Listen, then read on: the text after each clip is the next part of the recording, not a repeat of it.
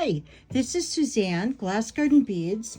One of the things that I did when we were in the Madison show was introduce some variations of strand and stitch techniques. Now, strand and stitch can be done in kind of a menagerie of just using various beads that you have left. And it's by not stranding big lengths. We're using a needle and thread, and now my thread is 6-pound fire line. And I'm using some fairly big beads, but it's not, when you strand something, usually it just means you go through it once and you have a length of beads requiring that thread to hold them together, okay? When you strand and stitch, you decide what you're going to do with those beads. Now, it's pretty evident that from here to here, we did some stitching, okay? Now, when I have some directions, and the directions on this particular, or on any of them, just give you some guides of how I put some lengths together, or little elements or units, probably units. And you'll see just in this, I'm going to just go kind of slowly so you can see how I did these. Now, in most cases, I use beads. It's a right angle weave. I would say in almost all of these, we're doing some right angle weave. And right angle weave means we're always kind of working around in a circle, coming back. Now, in this case, we've got 2 arms going around and coming back the other arm and back up the 1 bead.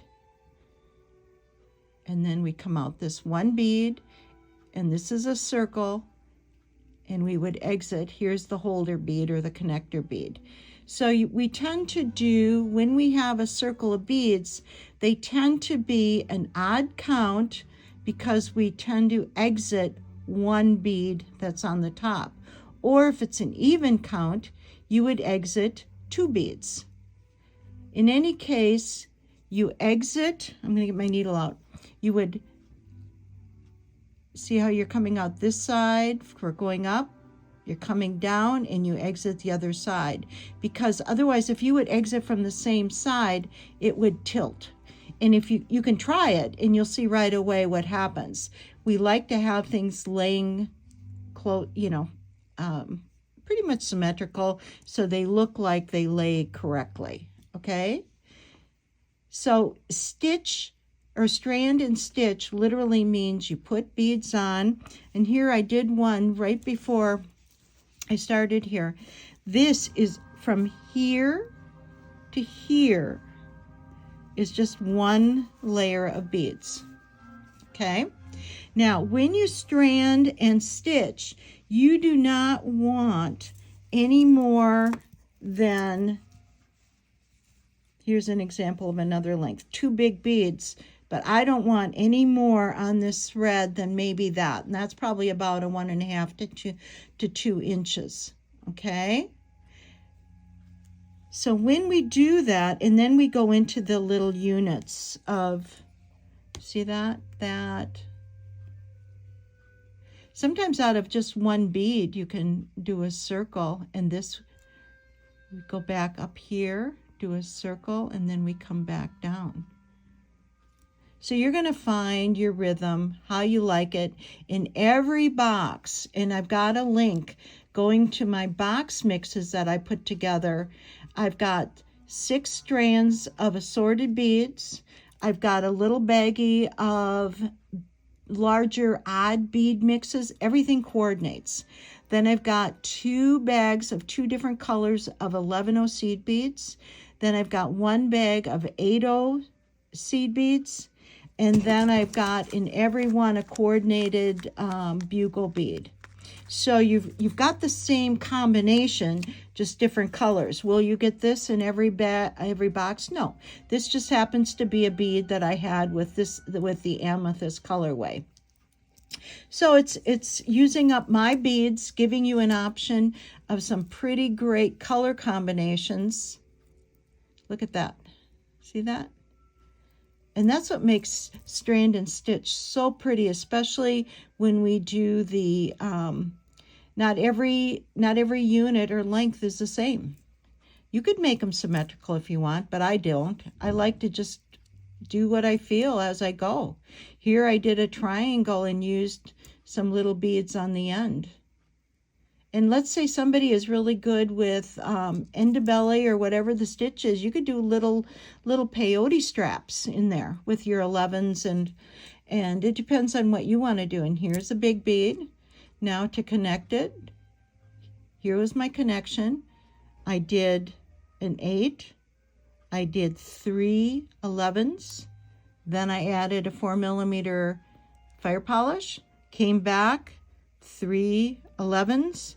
Went through the 8 bead, through the big bead, through the 8 bead, and added the big unit. And then I went and I added more, and here I did another circle and came back. So that's my unit right there. You always want to have some little stitching connector, even if you've stranded, you know, a length of beads. So with this, you can see, this could be a bracelet, actually. So I made this one. It goes right over your head. See that?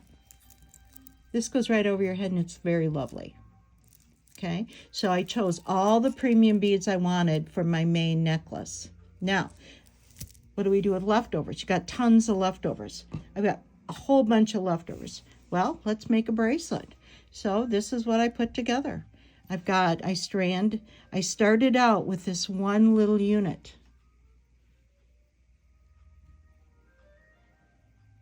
And if I could pull it tight, the thread went up one way, came back, and exited the other side, and went back again for the next unit.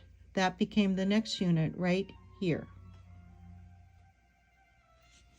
Then I went and added a bigger unit right to here.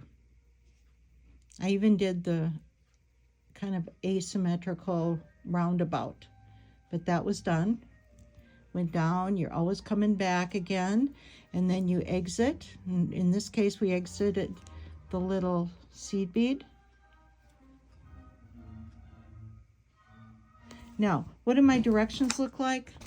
My directions look like, see how there's different, no matter what box you have, you're going to have some big beads. You may not have all owls, but you certainly are going to have your bugles. You're going to have some drucks. You're going to have some seed beads. And it just shows you, and you're going to have your bugles. And it shows you how you can do a length. If you choose to want to continue to repeat that length, that's fine. I also showed you this particular necklace, and I tried to give you a picture so you could actually follow some of the ways I did my stitching. Okay, so that's Strand and Stitch. And look at all the bead box mixes I've got. Fun beads, great beads. They're leftover checks. And I was saying, what if you want to do a necklace? Add a loop of seed beads. And then if you know this before you start, add your loop of seed beads. And then on the other side, just connect a lobster. And then that lobster can connect into that loop of seed beads. So you're never just stranding through, when you strand and stitch, you never just have one thread holding this together. No, it's usually you've gone back, you've started it, you've gone back, and you go again. Usually it's 2 to 3 pathways. Okay? Have fun with this. Get your stash out. Add some stash to my bead box mixes that I've done. Have a good time with it. Bye-bye.